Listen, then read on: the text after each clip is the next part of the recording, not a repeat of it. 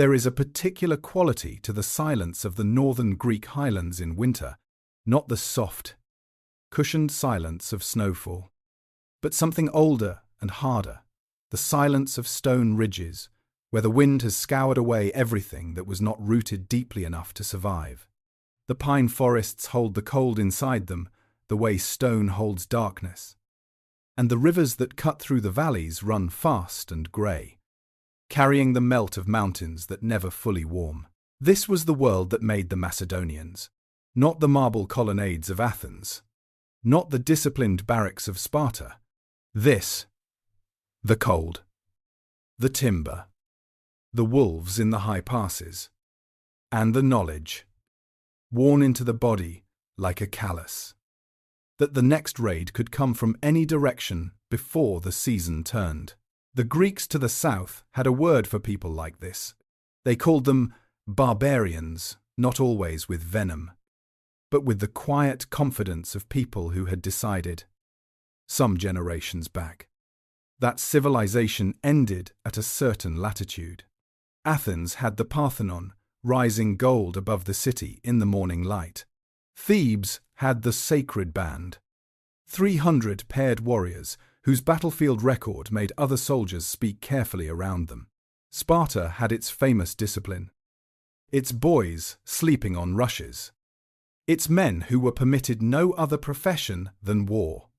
Macedonia had mountains, forests, cold winters, and a population that the Athenians described, when they were feeling charitable, as semi-barbarous. The Macedonians spoke a dialect of Greek close enough to be intelligible across a dinner table, different enough to mark its speakers as people who had come from somewhere rougher and less refined. They drank their wine without water. The Greek custom of diluting wine was one of the small, daily rituals through which a civilization reminded itself of its own sophistication. The Macedonians did not dilute. They drank deeply, argued loudly, and kept the company of men whose loyalty ran not to an abstract city or a written constitution, but to a king who hunted beside them and feasted at the same table. To the southern Greeks, this was evidence of barbarism. They were not entirely wrong about what they were describing. They were entirely wrong about what it meant. The geographic character of the Macedonian homeland shaped everything. The high valleys and forested ridges of the north were not the easily managed, intensively cultivated landscape of the Attic plain. They rewarded a specific kind of human being physically hard, practically skilled, loyal to the man beside them rather than to an idea above them. The Macedonian king was not a constitutional figure in the city-state sense. He was not constrained by written law in the way an Athenian archon might be checked by the assembly. He was, at his best, a warrior chief who led from the front, who distributed plunder with a generous hand, who sat close enough to his nobles at the feast that they could read his face. The ruling house, the Argead dynasty, claimed descent from Heracles, the hero of divine blood and superhuman strength. And this was not merely a story told to children at night, it was a political claim, carefully maintained, asserting that the authority of the Macedonian king was sanctioned by something older and larger than any human institution. The immediate neighbours of early Macedonia were not the philosophical city-states of the south, but the Illyrians to the west, the Thracians to the east, and the various tribal peoples of the northern mountains whose raids kept the Macedonian frontier in a state of permanent, low-level violence. Living on this edge shaped the Macedonian military character in ways that would eventually shock the entire Mediterranean world. A society that faces threats from multiple directions simultaneously does not develop the stylized conventions of hoplite warfare.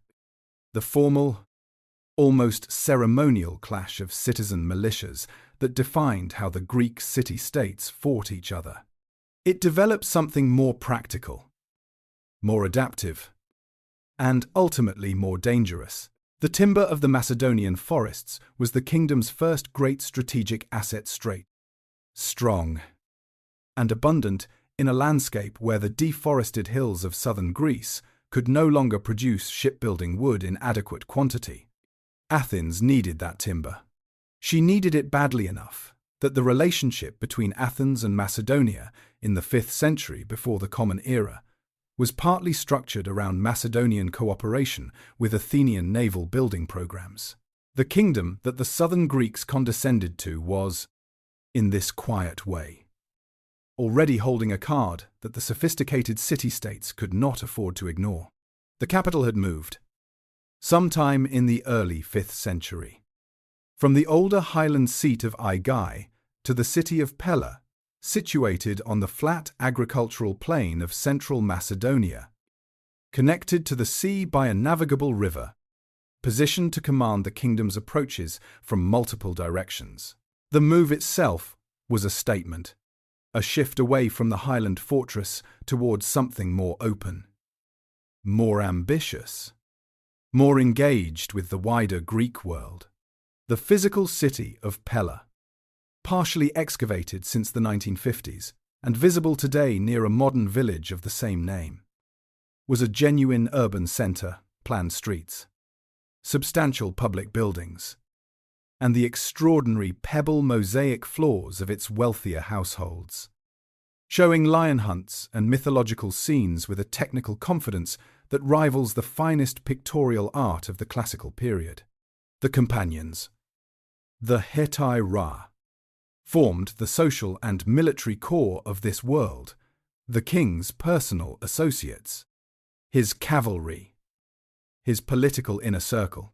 They were not simply soldiers. They were the men whose support the king required to remain king. And they knew it. The Macedonian political system had a brutal internal logic. The king, who led well and distributed generously, kept his companions, kept his throne, kept his life. The king who failed at any of these things faced a court where assassination was not a last resort, but a recognized instrument of political change. By the year 359 before the Common Era, the succession of Macedonian kings in the previous century had been a catalogue of violent endings, men killed in battle, in conspiracy, at the hands of rivals within the royal family itself.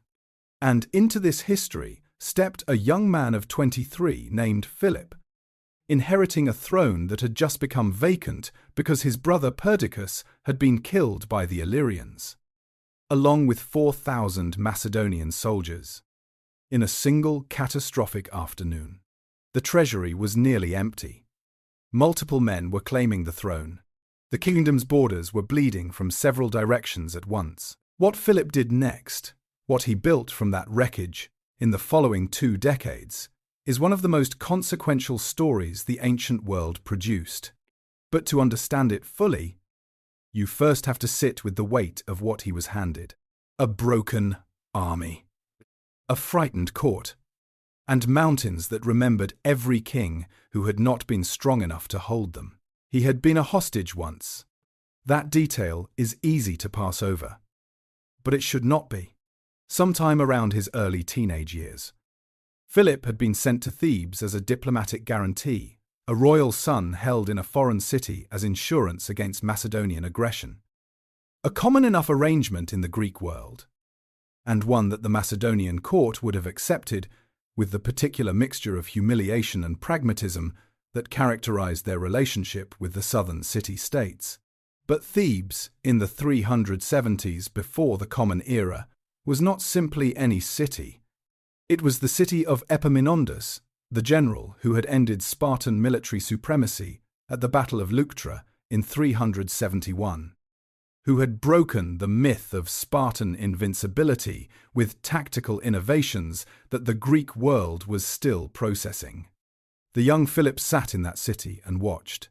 He watched how Epaminondas trained soldiers, how he organized formations, how he thought about the relationship between infantry and cavalry, not as separate instruments, but as a single coordinated system. Whether Philip attended actual training exercises or absorbed this knowledge through the social life of the Theban court is not recorded. What is recorded, in the most unambiguous terms possible, is what he did when he returned to Macedonia and eventually inherited the wreckage of his brother's kingdom. He built the most effective military force the ancient world had yet produced. Not quickly, and not by inspiration alone, methodically, systematically. The way a man builds something he intends to last. The sarissa was the physical expression of Philip's military thinking, a pike of approximately 5 to 7 meters in length, made in 2 sections that screwed together for battlefield use, several meters longer than the standard Greek hoplite spear. When a formation of soldiers carrying sarissas arranged themselves in close order with their weapons angled forward, the overlapping iron heads of the front, several ranks projected beyond the men in the leading row, creating a moving wall of points that no infantry formation could approach without absorbing catastrophic losses before contact was even made. The phalanx built around this weapon was not merely a defensive block. It was a tactical anchor, something that could hold ground, absorb pressure, and deny the enemy the ability to maneuver away from the killing blow, being prepared elsewhere on the field. The companion cavalry was that blow. Philip organized and trained his elite horsemen to execute the oblique charge in wedge formation, approaching the enemy at an angle that concentrated the impact at a single point while protecting the formation's flanks, then wheeling inward once the line was breached to take the enemy infantry from the side or the rear. The phalanx held. The cavalry struck. The enemy, caught between immovable pressure and sudden shock, broke. This was the hammer and anvil, and Philip refined it over years of campaigning against the Illyrians, the Thracians, and the fractious city-states of northern Greece until it functioned with the reliability of a mechanism rather than the improvisation of a battle. Alongside these infantry and cavalry reforms, Philip invested in siege technology with the same systematic intelligence, torsion catapults, capable of launching heavy projectiles against walls, Sieger towers, earthworks, assault ramps. Before Philip, a well-fortified city could expect to resist almost indefinitely, as Athens had learned to its catastrophic cost at Syracuse. After Philip, no walls were certain. The psychological weight of that certainty, or rather the removal of it, was itself a military weapon. What made all of this possible was gold. In 356 before the Common Era, Philip captured a small Thracian settlement at the foot of Mount Pangaeon, in the mineral-rich mountains east of Thessalonica, on the border between Macedonia and Thrace. He renamed it Philippi, after himself, with the straightforward self-confidence of a man who understood that names were a form of ownership. The gold mining operations he developed there generated revenues estimated at over 1,000 talents of gold annually, a sum so large that it fundamentally altered what political and military ambition could achieve. Professional soldiers required regular pay, not the seasonal mobilization of citizen militias. Siege equipment required skilled craftsmen and expensive materials. Diplomatic operations across the Greek world required the kind of gift-giving that sustained alliances and purchased the loyalty of useful men in cities that Philip had not yet conquered. The gold of Pangaeon paid for all of it, and it announced to every merchant and political actor in the Mediterranean that Macedonia was no longer a northern kingdom of modest means. The Philippioi, the gold coins Philip minted bearing his own portrait, became the premier gold currency of the Greek world, more trusted, more widely accepted than any previous Greek coinage, circulating through markets from the Black Sea to Sicily as a daily reminder of where real power now resided. In Athens, a man named Demosthenes stood before the assembly and delivered speeches of urgent, magnificent alarm, warning his fellow citizens that Philip was not merely another northern king making trouble on the frontier, but something genuinely new, a man who combined military genius with diplomatic intelligence and unlimited ambition in a combination that the Greek world had not encountered before. Demosthenes was right. His fellow citizens largely declined to act on what he was telling them, in the way that comfortable cities often decline to act on accurate warnings until the accuracy becomes impossible to ignore. The professional character of the army Philip was assembling was its most radical quality. It trained through the winter, not just seasonally. It practiced complex maneuvers under pressure until the movements became automatic, inscribed in muscle rather than held in memory. It conducted forced marches that built endurance of a kind that citizen militias, called up for a summer campaign and eager to return to their farms and workshops, could not match. It developed a logistics system, the management of food, water, and equipment across long distances and difficult terrain, more sophisticated than anything previously attempted at scale in the Greek world. Philip reduced the baggage train to its minimum, required soldiers to carry their own equipment for shorter periods, and developed the organized foraging and supply infrastructure that would allow his army, and later his sons, to move faster and farther than any opponent expected. The army that emerged from 2 decades of this investment was not a militia. It was an institution, and Philip had built it from a kingdom whose neighbors had once dismissed it as a collection of mountain villages whose people could not even water their wine properly. What those neighbors had not understood, and were now beginning to understand with a gathering unease, was that the mountains had always remembered how to produce something harder than philosophy. The plain of Chaeronea in late summer holds a particular kind of heat, flat, still, the kind that presses down on the shoulders and makes distance shimmer. The grain had already been cut by the time the armies arrived in the late summer of 338, before the Common Era, and the stubbled fields offered no shade and no cover. Only open ground, stretching toward the low hills on either side of the valley. The Athenians and Thebans had chosen their position carefully, anchoring their flanks on the river and the high ground, presenting a front that they believed would neutralize the Macedonian advantage in cavalry. They were experienced soldiers, many of them. The Theban contingent included the Sacred Band, 300 warriors who had not lost a formation engagement in living memory, whose record at Leuctra against the Spartans had made them the most admired military unit in Greece. The Athenians were citizens fighting for their city in the most literal sense. They understood what a Macedonian victory would mean. And on the other side of the plain, Philip stood with his army of approximately 30,000 infantry and 2,000 cavalry and looked at what stood between him and the mastery of Greece, and made a decision that required something rarer than courage. It required the willingness to appear, for a carefully calculated moment, to be losing. Philip commanded the Macedonian right wing himself, positioned opposite the Athenians on the left of the coalition line.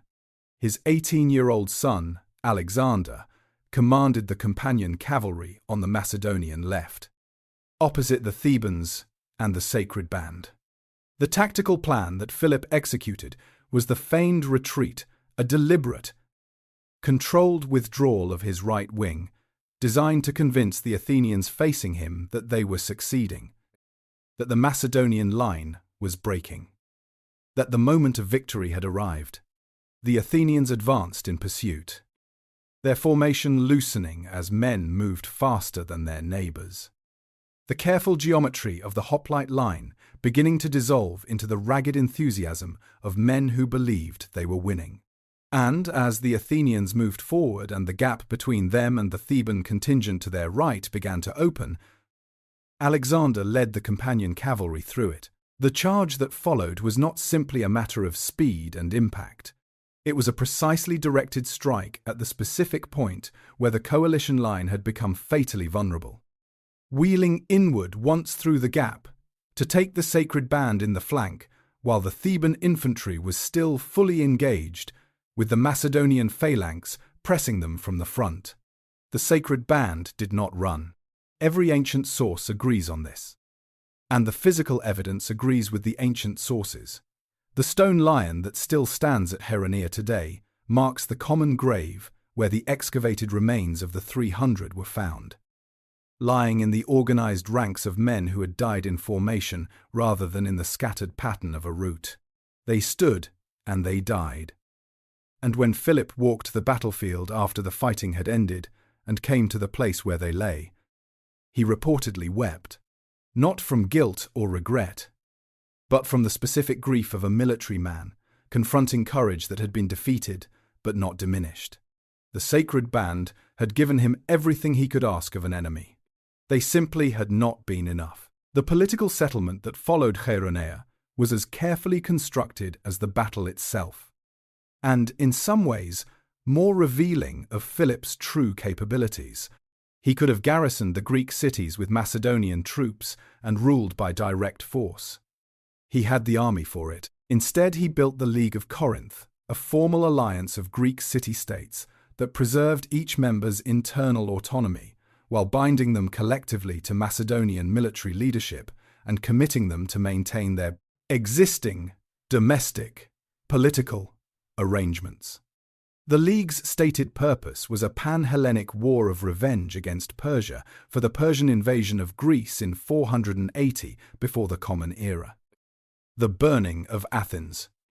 The desecration of sanctuaries. Philip framed what was, in practical terms, Macedonian domination as a project of Greek national solidarity, transforming conquest into liberation with a propagandistic elegance that would have impressed even the Athenian orators who had spent years warning their audiences about him. He generally supported oligarchic factions within the Greek cities against democratic ones. Democracies tended toward the kind of restless, principled independence that made them expensive to manage, while oligarchies, with their narrower base of power and their greater dependency on external support, were easier to align with Macedonian interests. The genius of the arrangement was its self-reinforcing character. The domestic political settlements he encouraged produced governments whose survival depended on Macedonian backing, which meant that those governments had strong reasons to support Macedonian hegemony, which reduced the military cost of maintaining that hegemony, which freed Philip's resources for the Persian campaign that was now, after Chaeronea, no longer a distant ambition, but an imminent operational reality.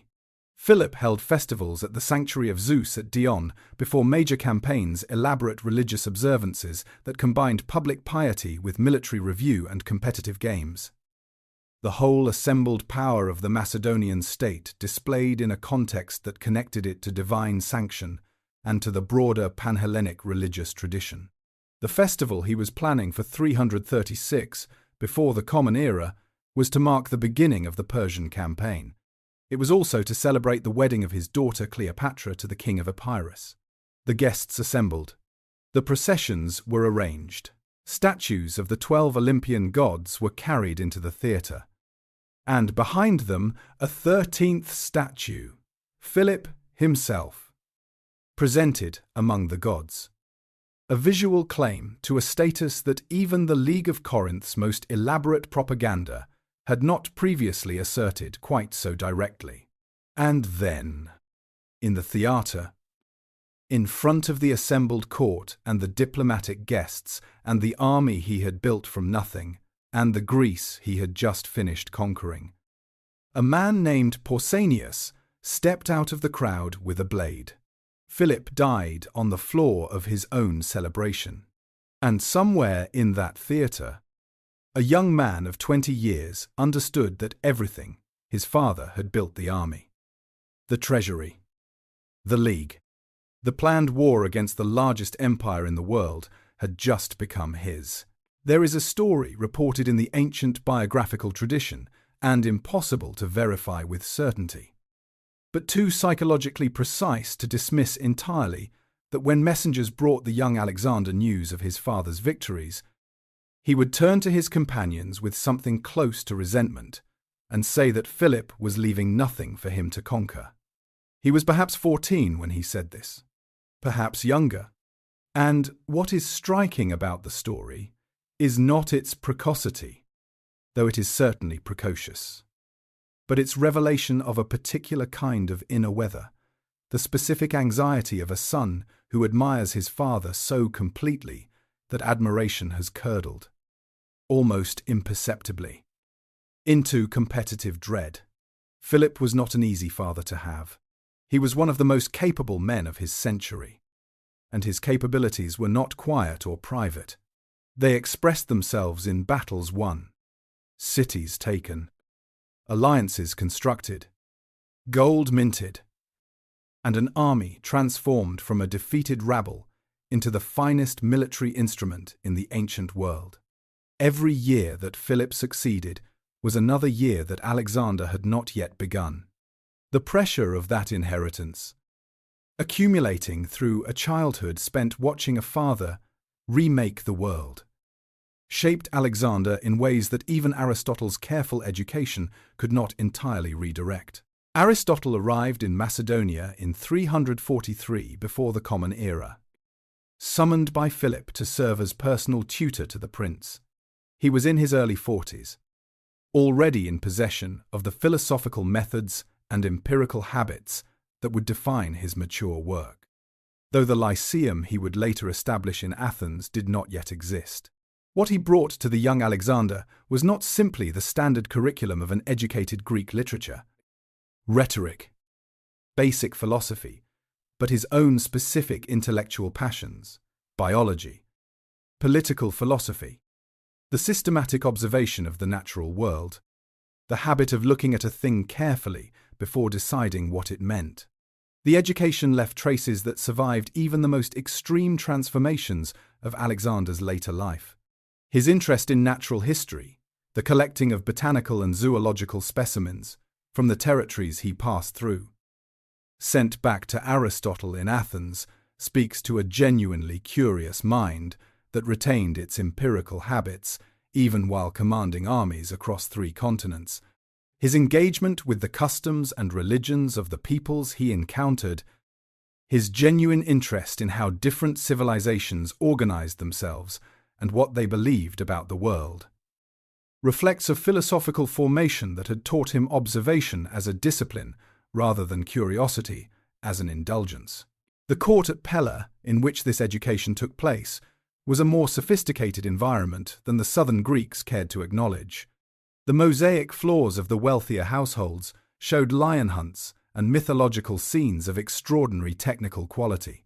The wall paintings spoke to serious artistic patronage, and the culture of the Macedonian symposium, the communal feast at which the king drank with his companions, conducted business over wine, and enacted the personal relationships that sustained his political authority, combined genuine Greek intellectual sophistication with the specifically Macedonian traditions of the hunt and the warrior feast in a synthesis that was neither purely Greek nor entirely foreign to it. Olympias occupied the center of Alexander's private world, with an intensity that the ancient sources describe in terms that blur the line between maternal devotion and something more consuming. She was Philip's 4th wife, a princess from Epirus to the west, and the ancient biographical tradition describes her as deeply committed to the ecstatic mystery cults of Dionysus and the Orphic religious tradition, keeping sacred snakes as divine companions, participating in rites whose emotional intensity the more restrained religious culture of the Greek city-states viewed with a mixture of fascination and unease.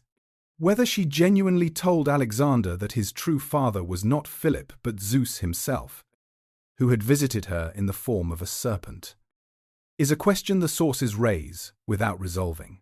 What is not in question is the effect of this religious atmosphere on a child growing up within it. Alexander came of age in a household where divine ancestry was not merely a dynastic claim, but a lived conviction, where the boundary between the human and the divine was treated as genuinely permeable, and where his mother communicated to him, through daily practice and personal intensity, that he was something more than an ordinary prince of an ambitious northern kingdom.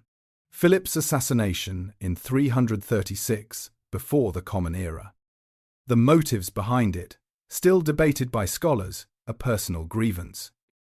Olympias's involvement. Even Persian interference left Alexander at 20 years old, in possession of everything, and surrounded by everyone who might wish to take it from him. His first acts were swift and methodical in ways that suggested a mind that had been quietly preparing for exactly this moment. Rivals with dynastic claims were eliminated. The army was secured. The Greek city-states that had interpreted Philip's death as an opportunity for reasserting their independence received a rapid and unambiguous correction of that interpretation.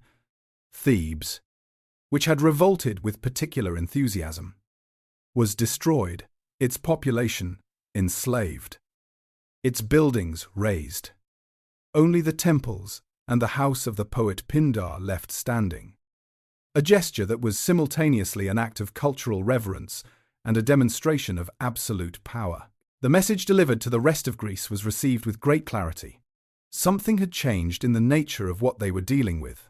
Philip had been a brilliant and dangerous man who was also, beneath all his capabilities, a pragmatist, a man who preferred the diplomatic solution when it was available, who wept over the sacred band because he could afford the luxury of admiration for a defeated enemy.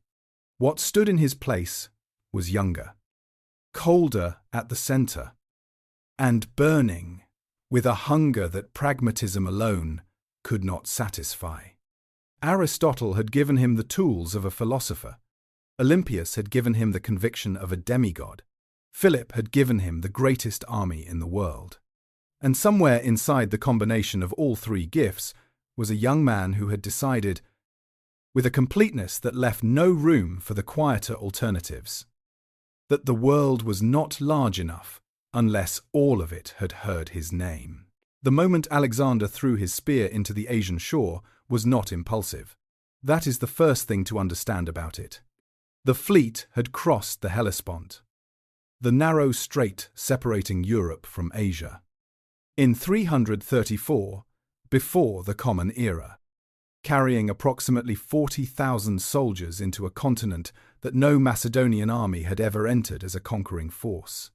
And as the ships approached the Asian coast, Alexander hurled his spear from the deck so that it struck the earth point first before his foot touched the ground. The gesture drew on an ancient formula, the claim of territory by right of the spear. The warrior king, taking personal possession of conquered land, not as a representative of a state, but in his own body, his own name, his own divine authority. It was theatrical. Yes, but theatre in the ancient world was not decoration. It was communication, addressed simultaneously to his army, to the watching world, and to whatever gods were paying attention. He then visited Troy, the site whose mythology had saturated his entire education, and laid a wreath at the tomb of Achilles, his ancestor on his mother's side, the greatest warrior of Greek legend, the man who had chosen a short, glorious life over a long, quiet one. The visit was not tourism. It was a declaration of intent, addressed to history as much as to any living audience. He was announcing the terms on which he intended to be understood. Before the first battle had been fought, Alexander had already told the world what kind of story this was going to be. Granicus came first, in the spring of 334, and it established the pattern that would define Alexander's battlefield behavior across 11 years of uninterrupted campaign. The Persian satraps of Asia Minor had assembled their forces on the eastern bank of the Granicus River, positioning their cavalry along the riverbank to contest the crossing at maximum disadvantage to the attackers. Parmenion, the senior Macedonian general, whose military judgment was grounded in decades of professional experience, advised against an immediate assault. The position was strong. The crossing would be costly, and a delay until morning would allow the tactical situation to improve. Alexander rejected the advice and led the companion cavalry into the river. The crossing was chaotic and violent, horses struggling against the current, men fighting on unstable footing against defenders on higher ground. Alexander himself was nearly killed.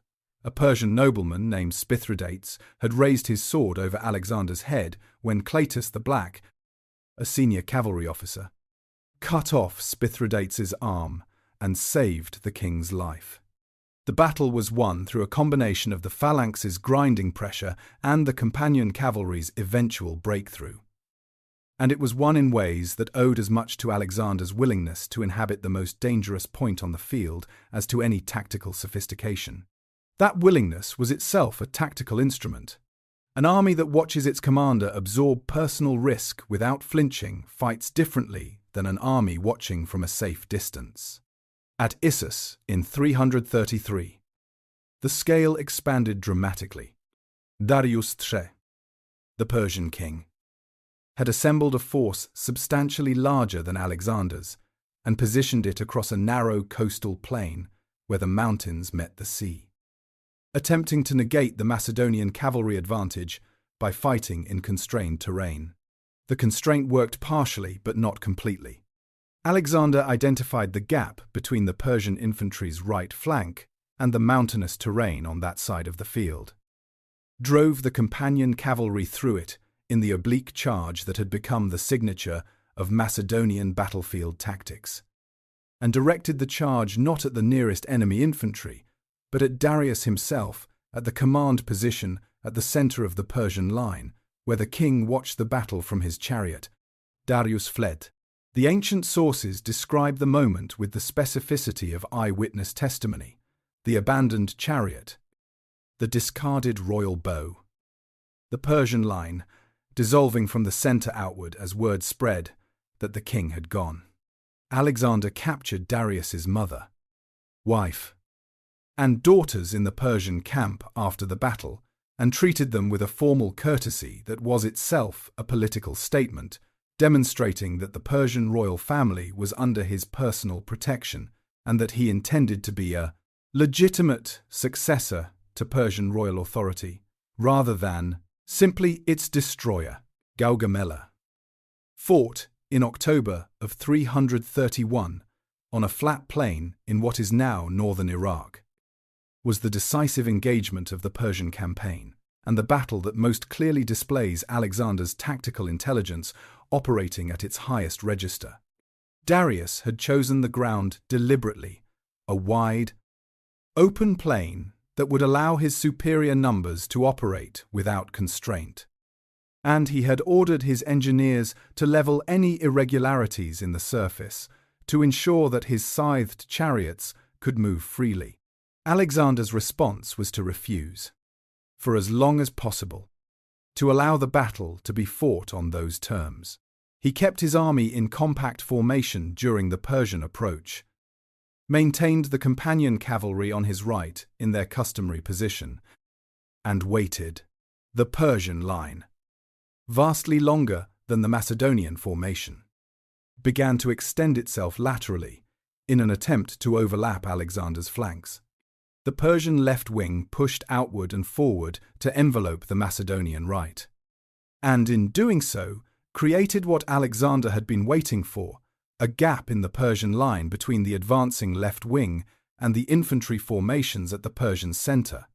Alexander drove the companion cavalry through that gap in the oblique wedge charge, aimed with the geometric precision of a man who had been reading the battle's developing geometry for the entire preceding hour, directing his horsemen not at the nearest enemy, but through and beyond them, wheeling inward toward Darius. Darius fled again, and with his flight, the largest empire in the history of the Western world effectively ceased to exist as an organized political reality. Even though its physical territory still stretched from the Aegean to the borders of India and would require years more of campaigning to formally subdue, the army that had marched from Macedonia, that had crossed the Hellespont with a theatrical spear throw and a wreath at a hero's tomb, stood now in the ruins of Persian power with the treasure of 3 centuries accumulating around them. Persepolis waited ahead, the great ceremonial capital, The palace complex that symbolized everything the Achaemenid dynasty had built and everything Alexander had come to destroy. The fires that consumed it would be visible for miles across the Persian plain, illuminating a sky that had not yet decided what kind of world it was presiding over. The burning of Persepolis is one of those historical moments that resists a single clean explanation. And perhaps that resistance is itself the most honest thing about it. The ancient sources offer multiple accounts, each plausible, none definitive. One tradition holds that the burning was a deliberate political act, the calculated destruction of the most powerful symbol of Persian royal authority. A statement addressed to every corner of the former empire that the old order was not merely defeated, but erased. Another tradition, reported with the vivid detail that suggests either genuine memory or genuinely skilled invention, describes a drunken feast at which an Athenian courtesan named Thais urged Alexander and his companions to set fire to the palace complex, framing the act as revenge for the Persian burning of Athens in 480 before the Common Era. And Alexander, wine-warmed and surrounded by cheering voices, reaching for a torch. A third reading treats the burning as a military calculation, a demonstration to any remaining centers of Persian resistance that holding out was not merely futile, but would be met with a totality of destruction that left nothing worth defending. What the sources agree on is the physical fact, the great palace complex of Persepolis, the ceremonial heart of 3 centuries of Achaemenid power, with its columned halls and its carved reliefs showing the tribute bearers of a dozen nations processing toward the Persian king. Burned, the smoke rose into the Persian sky, and Alexander stood in the light of it, watching something irreplaceable leave the world.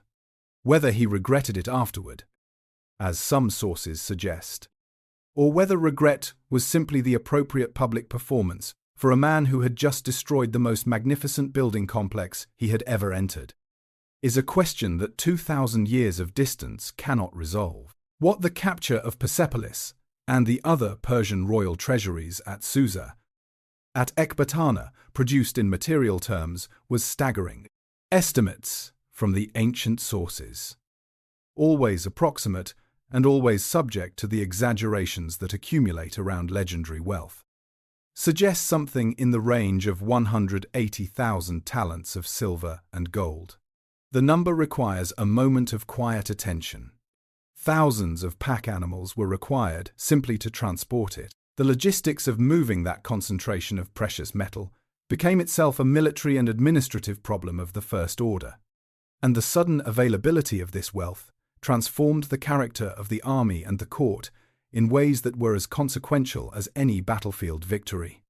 The Macedonian nobles who had ridden out of Pella as the companions of an ambitious northern king were now the lords of a continent. Their personal wealth measured in quantities that their fathers could not have imagined. The distribution of Persian treasure through land grants in conquered territories, through gifts from the royal treasury, through shares of plunder from captured cities, created a new aristocracy whose interests were no longer tied to any specific geographic homeland, but to the maintenance and extension of the conquests themselves. These men had too much to lose from stopping. The momentum of acquisition had become its own argument for continuation. But the treasure also did something subtler and more corrosive to the fabric of the Macedonian court. It changed the scale of what was at stake in every political rivalry, every succession question, every whispered accusation of disloyalty. When the prize was the kingdom of Macedonia, political violence was bounded by the size of the prize. When the prize was the largest empire in the history of the Western world, the violence scaled accordingly. The conspiracy of Philotas in 330 before the Common Era was the event that made this new scale of political violence explicit and undeniable. Philotas was the commander of the companion cavalry, the son of Parmenion, the senior general whose military career had been the institutional backbone of Macedonian military power through both Philip's reign and Alexander's campaigns. The charges against Philotas that he had known of a conspiracy against Alexander's life and failed to report it were heard before the Macedonian army assembly in the traditional manner. But the proceedings had the character of a conclusion seeking its evidence, rather than an investigation seeking its truth. Whether Philotas was genuinely implicated, merely negligent, or simply too powerful and too connected to the older generation of Macedonian commanders to be safely left in his position, is a question the ancient sources debate without resolution. He was tortured and executed, and then, because Parmenion was too senior and too capable and too dangerous to be left alive once his son had been killed on Alexander's orders. Messengers were sent to Ecbatana, where the old general was commanding the rear guard, and he was killed before the news of his son's death could reach him through any other channel. The murder of a man who had served Philip and Alexander with complete loyalty for decades, killed, not for any proven wrong, but because his survival had become politically inconvenient, was the act that most clearly marked what the conquests were doing to Alexander's judgment. The murder of Cleitus the Black, 2 years later, in 328, was different in character, but equally revealing. Cleitus was the officer who had saved Alexander's life at Granicus, who had cut off Spithridates' arm at the moment of maximum danger. At a dinner that had grown loud and wine-soaked in the specific way that Macedonian feasts could, Cleitus made the mistake of challenging Alexander's increasing adoption of Persian customs, of suggesting that Philip's achievements deserved comparison with his sons rather than subordination to them. Alexander, drunk and furious, seized a spear from a guard and drove it through the man who had once saved his life. The silence that followed the sudden, terrible sobriety of everyone in the room was the silence of men who had just watched their king cross a line that had no crossing back. Alexander spent the following days in his tent, refusing food, weeping with a genuine remorse that the ancient sources describe in detail. But Cleitus remained dead, and the court that reassembled around Alexander after those days of grieving was a court that had learned, with absolute clarity, the specific cost of speaking honestly to the man at its center. The rivers of the Indian subcontinent do not resemble anything in the Greek geographical imagination. The Indus, the Hydaspes, the Hyphasis wide, fast, opaque with silt, from mountains that make Olympus look modest, cutting through landscapes of heat and monsoon and jungle that the Macedonian soldiers, men from northern Greek highlands and Aegean coastal plains, had no cultural vocabulary to describe. By the time Alexander's army reached the banks of the Hyphasis River in 326 before the Common Era, they had been marching for 8 years without returning home. They had crossed deserts and mountain ranges and river systems of a scale that their maps, such as they were, had not adequately prepared them for. They had fought elephants for the first time at the Battle of the Hydaspes against the Indian king Porus, enormous animals trained for war, whose initial appearance had sent a tremor through even the most battle-hardened Macedonian veterans before Alexander's tactical adjustments neutralized them. They had buried friends in a dozen countries. They had accumulated wealth beyond anything their fathers had owned, and they were tired in the specific, bone-deep way of men who have been living in the condition of imminent death for so long that they have forgotten what it felt like to simply exist without it pressing against them. When Alexander announced his intention to continue eastward, to cross the Hyphasis and press on into the vast Indian territories beyond, the army did not mutiny loudly or dramatically. It simply stopped. The men gathered in their tents, and they wept, not from weakness, but from an exhaustion so complete that weeping was the only honest response left to them. Alexander's reaction to the army's refusal has the quality of a man encountering, for the first time in his life, a limit he could not overcome through personal will. He withdrew to his tent for 3 days in a silence that the ancient sources describe as somewhere between grief and fury. waiting for the army's resolve to soften, for the familiar mechanism of his personal authority to reassert itself. It did not. The omens consulted by the seers came back unfavorable, a result that may reflect genuine religious scruple or the pragmatic wisdom of diviners who understood that the army had made its decision and that sanctifying it with divine authority was the kindest available service. Alexander announced the turn. He built 12 enormous altars on the eastern bank of the Hyphasis, one for each of the Olympian gods, marking the easternmost point of his campaign with monuments that were simultaneously religious dedications and geographic claims, saying to any future traveller, a man came this far, and no ordinary man came farther. The return journey through the Gedrosian desert in 325 was the darkest chapter of the entire campaign. The desert that stretches through what is now southern Pakistan and southeastern Iran had been chosen as a route partly because Alexander wanted to achieve something that previous commanders, including the Persian king, Cyrus the Great, had failed to accomplish a successful crossing with a large army. The heat in that desert reaches temperatures that make movement during daylight hours a form of dying slowly. Water sources marked on whatever maps existed proved absent or inadequate. Men and animals died of thirst while marching through terrain that offered no shade and no relief. The army that emerged from the Gedrosian crossing was smaller and harder and more damaged than the one that had entered it, and the losses it had sustained there, to heat and thirst and exhaustion, may have rivaled the losses of some of the great battles of the campaign. The mass marriages at Susa in 324 were Alexander's most explicit attempt to resolve, through social architecture, the cultural tension that had been building since Persepolis.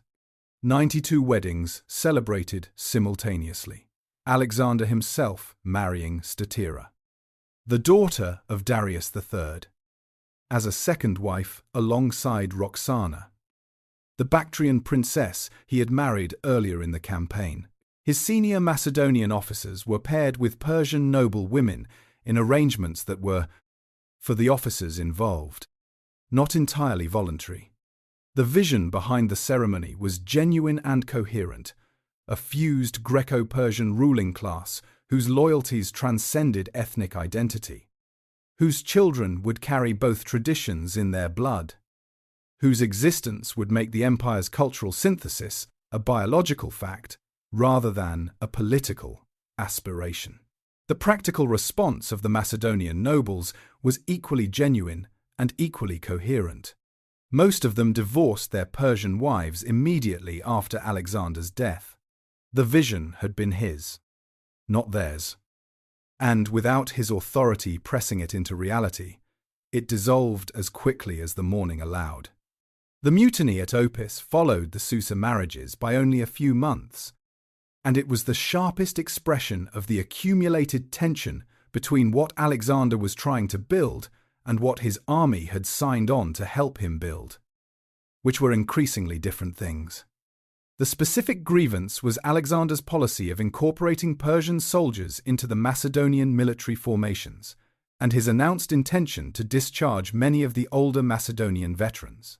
The men who had marched from Macedonia to India and back, who had made the conquests possible through their bodies and their endurance, and their willingness to follow a man into situations that no rational calculation of survival endorsed, now found themselves facing displacement by the peoples they had spent a decade defeating. The anger was real, and the logic behind it was impeccable. Alexander's response was a speech of such emotional intensity that it reduced his veterans to tears of remorse. A rhetorical achievement that says as much about his extraordinary personal power as any of his battlefield performances. The immediate crisis dissolved. The underlying tension did not. The army reconciled with its king. The king feasted with his veterans and called them his fathers and distributed gifts with the lavish generosity that had always been his most reliable instrument of loyalty. And then, in the early summer of 323, Alexander arrived in Babylon and attended banquets and made plans for an Arabian campaign and began, in the space of a few days, to develop a fever that he could not shake. 11 days. That was all it took. The man who had crossed the Hellespont with a theatrical spear throw and marched without stopping for 11 years, lay in a palace in Babylon and watched the fever take what no army had managed to take. When his soldiers, desperate for reassurance, were finally allowed to file past their king in his final days, he was said to have lifted his head and met their eyes, un by un, too weak by then to speak. What passed between them in those silent moments between the dying king and the men who had followed him to the edge of the world, the ancient sources do not record. Some things belong only to the people who were present for them. The body was still warm when the arguments began. That is not a metaphor or a dramatic embellishment. It is the historical reality of what happened in Babylon in June of 323 before the Common Era. Alexander had died without designating a successor, without leaving written instructions, without resolving the question that every person of political intelligence in his court had known for years was the single most dangerous unresolved matter in the known world. The famous story of his last words that when asked to whom he left his empire, he replied simply, "To the strongest," may not be literally accurate. Some ancient sources suggest he was beyond coherent speech in his final days, that whatever sounds he made could not be clearly interpreted as words at all. But whether he said it or not, the phrase captures the situation with a precision that feels almost intentional. The strongest, an empire of approximately 5 million square kilometers, the largest in the history of the Western world, with an infant son born posthumously to his Bactrian wife, Roxana Alexander IV, and a mentally incompetent half-brother, Philip Arides, as the only available heirs. The men who had helped build the empire, who had ridden with Philip and marched with Alexander, who had accumulated the wealth and authority that a decade of conquest had produced, looked at those heirs and then looked at each other. What followed lasted 40 years and devastated populations across 3 continents.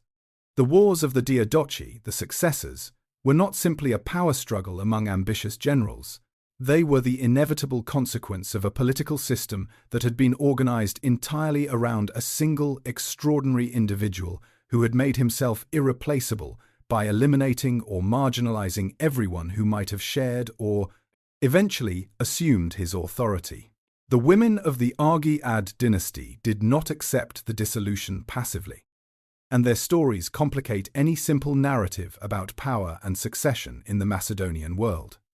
Olympias, Alexander's mother, who had spent the years of her son's campaigns managing affairs in Macedonia with the fierce, sometimes violent energy that characterized everything she did, returned after his death as an active political force. She came back with an army, conducted a brief but brutal period of regency during which she eliminated rivals with a directness that even the violent standards of Macedonian court politics found excessive, and was eventually captured by Cassander, one of the competing successors, and executed. She reportedly refused to beg for her life, meeting her end with the same ferocious dignity that had defined her entire existence. Tsinane, another of Philip's daughters, led troops across the Hellespont after Alexander's death to press her daughter Aiga's claim to marry the nominal king Philip Aridaeus, a woman commanding soldiers on the march, negotiating with Macedonian generals as a military and political equal, asserting dynastic rights through force of arms. She was killed by one of the Successors' lieutenants, but her daughter survived to become Eurydice, Queen of Macedonia, a political actor in her own right until Olympias had her executed during that brief, violent regency. The Macedonian world nominally excluded women from public political life. In practice, it produced women of remarkable capability and ruthlessness who operated in the spaces that nominal exclusion left open. and whose stories have received increasing scholarly attention precisely because they reveal how much political reality the official record was organized to conceal. The three kingdoms that eventually stabilized from the wreckage of the Diadochi Wars, the Ptolemaic dynasty in Egypt, the Seleucid dynasty in the Near East, and Iran. The Antigonid dynasty in Macedonia itself each maintained the cultural pretensions of Hellenistic civilization, while operating as thoroughly transformed monarchies adapted to the political traditions of the regions they ruled. And it was in this transformed, distributed, politically fragmented Hellenistic world that the most unexpected and most lasting consequences of the Macedonian conquests began to unfold. The Library of Alexandria, founded by Ptolemy I Sota in the early 3rd century before the Common Era, was an institution without precedent in human history, the first systematic attempt to collect all human knowledge in a single place, to translate it into Greek, and to make it available for scholarly research on a permanent, institutional basis. The ambition was not modest. The Ptolemaic court sent agents across the Mediterranean and Near East to purchase or copy manuscripts, and ships arriving in Alexandria's harbour were reportedly required to surrender any books they carried for copying before receiving them back. The collection that accumulated, estimated by ancient sources, at between 400,000 and 700,000 scrolls represented the intellectual inheritance of Greek, Egyptian, Babylonian, Persian, and Indian civilizations brought into contact with each other in a single physical space. The scholars who worked in and around the library produced achievements that defined the boundaries of human knowledge for 15 centuries.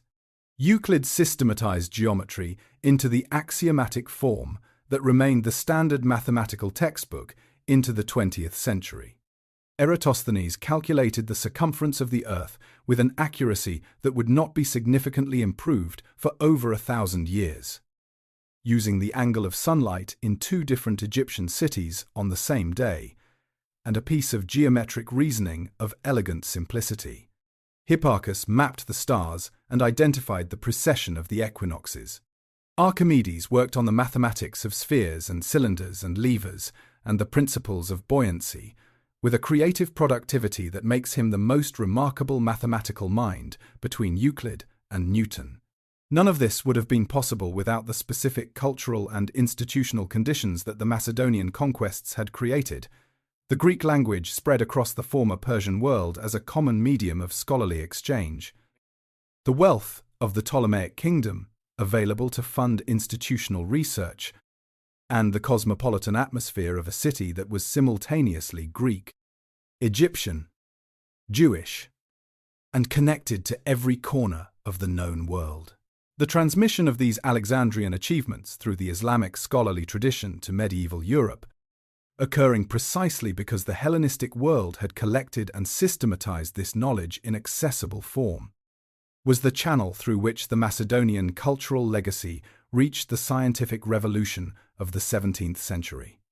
The geometry in a Renaissance architect's notebook, the astronomical tables that guided a medieval navigator, the mathematical foundations of the calculus that Newton and Leibniz would develop, all of these trace a line of transmission that runs back, through many intermediate hands, to the library that a Macedonian general's son built in a city that a 20-year-old king had sketched on the Egyptian sand in 331. The Buddha's face, as it appears in the earliest human representations of the enlightened teacher, carries in its serenely classical proportions the influence of Greek sculptors working in the Gandharan kingdom of northwestern India, craftsmen trained in the Apollo figure type of Greek art, applying those conventions to Buddhist iconographic content in a synthesis that neither tradition could have produced alone. That face traveled eastward through centuries of transmission, changing as it moved, accumulating the specific features of Chinese and Japanese and Korean artistic traditions, but carrying within it, like a genetic memory, the trace of an encounter between Greek sculptors and Buddhist patrons in a kingdom that existed because Alexander had marched through it. The story of what the Macedonian conquests produced is ultimately larger than the story of the conquests themselves. The plain near the Macedonian coast where the Battle of Pydna was fought in June of 168, before the Common Era had seen armies before. Macedonia was a country that had always known the particular quality of silence that precedes large-scale violence, the stillness before formation, the sound of equipment settling, the collective held breath of men who understand what is about to happen and have chosen, for reasons that vary from man to man, to remain standing in the place where it will happen to them. The Macedonian phalanx that assembled on that plain was the direct institutional descendant of the formation that Philip II had built from wreckage 2 centuries earlier, the same sarissa pikes, the same overlapping points projecting beyond the front rank, the same bristling wall of iron that had broken the sacred band at Chaeronea and shattered Persian armies at Granicus and Issus and Gaugamela. The Roman consul Lucius Aemilius Paulus, who commanded the opposing force, reportedly stopped and stared when he first saw the Macedonian phalanx in full formation, and the ancient sources suggest the sight genuinely unnerved him, that even a Roman general of substantial experience and considerable personal courage felt something cold move through him at the spectacle of that wall of iron points, advancing across level ground. What Aemilius Paulus understood, and what the battle would confirm within hours, was that the phalanx on level ground was still, after 2 centuries, one of the most formidable infantry formations ever devised. What the Macedonian commanders perhaps did not fully reckon with was the word level, the single syllable on which the entire tactical system depended, and whose absence would prove fatal. The ground at Pydna was not entirely flat. As the two armies engaged and the fighting pushed across the plain, the Macedonian phalanx encountered the kind of minor terrain, irregularities, small rises, shallow depressions, patches of rougher ground that a formation of men carrying 5 to 7 meter pikes and maintaining precise shoulder-to-shoulder contact simply could not navigate without losing its cohesion. Gaps opened in the Macedonian line, not large gaps, not dramatic breaches that any observer could have pointed to as the moment of decision, but small separations between units, local failures of the tight formation integrity on which the entire tactical system rested. The Roman manipular system, organized in smaller, more independent tactical units than the phalanx, was designed for exactly this kind of opportunistic exploitation. Individual maniples could respond to local conditions, could push into the gaps that opened in the Macedonian line, could engage the phalangites from the side where the long sarissas became a liability rather than an asset, too long and too unwieldy to be redirected quickly against an enemy who was suddenly beside them rather than in front. The battle that had seemed, in its opening moments, like a contest between two serious military powers became, on the broken ground of that Macedonian plain, a systematic dismantling. Perseus, the last king of the Antigonid dynasty, the last king of the line that ran back through Philip V and Antigonus and Cassander to the companions who had ridden with Alexander, left the battlefield before the outcome was decided. The ancient sources are unanimous in their condemnation of this. And the condemnation is justified not simply by the military standard that a commander remains with his troops, but by the specifically Macedonian tradition of the warrior king who led from the front, who was present at the point of maximum danger, whose personal courage was the living expression of the values his army embodied. Philip II had commanded his own wing at Chaeronea. Alexander had ridden at the apex of the companion cavalry wedge at every major engagement of his career, placing himself at the point of greatest personal risk as a tactical and moral necessity simultaneously.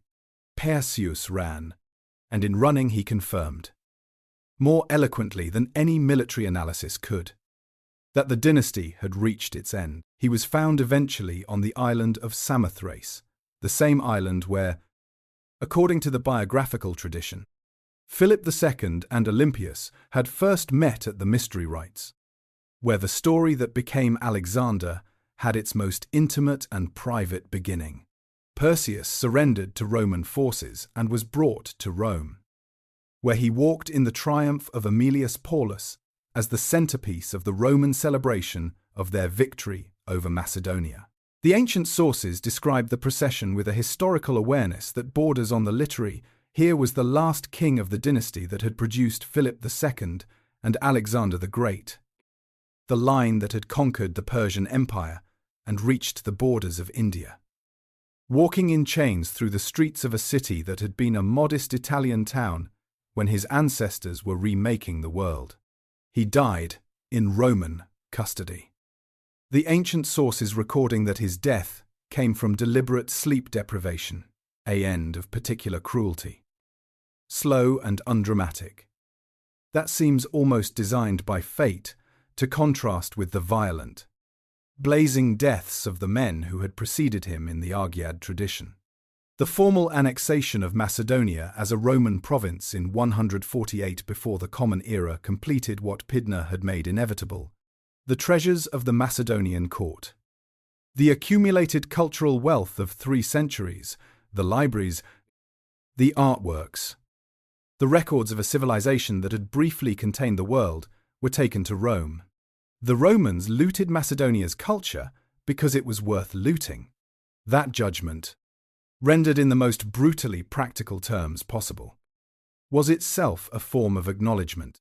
In 1977, the Greek archaeologist Manolis Andronikos excavated an unlooted royal tomb at Vergina, the ancient Aigai, the original Macedonian capital, and found inside it a solid gold larnax, decorated with the 16-pointed star of the Argead dynasty, containing cremated remains wrapped in purple cloth, alongside a gold oak wreath of extraordinary delicacy, weapons that showed the wear of actual military use, ivory portrait heads whose faces looked back at the excavators with the specific, unsettling intimacy of people who had not expected to be found. The physical presence of those objects, the weight of the gold, the craftsmanship of the wreath, the sword that had been carried into actual battles by an actual human hand, collapsed 2,000 years into something immediate and almost unbearable. Julius Caesar wept at a statue of Alexander in Spain because he had achieved so little at the same age. Napoleon studied Gaugamela before the Italian campaign of 1796 and drove at a divided enemy with concentrated force across terrain his opponents believed impassable. The military academies of the modern world still teach the oblique charge and the hammer and anvil as foundational principles of combined arms warfare. The New Testament was written in Koine Greek, the common dialect that the Macedonian conquests had spread across the former Persian world, which means that the specific linguistic vessel through which Christianity reached Western civilization was shaped by the campaigns of a king who died in Babylon. At 32, without naming a successor, the stone lion still stands at Chaeronea, looking out over the plain where the sacred band died in formation rather than retreat. The mountains of northern Macedonia still hold their cold silence in winter. The pine forests still carry the smell of resin and frost, and the rivers still run fast and grey toward a sea that has forgotten most of what it once witnessed. A kingdom that its neighbours called barbarous gave the world its common language, the face of the Buddha, the foundations of modern mathematics, and 2,000 years of argument about what one human life can mean when it burns at its fullest intensity. That argument has not ended. It will not end. And perhaps that is the only kind of immortality that history, in its long and unsentimental memory, actually permits.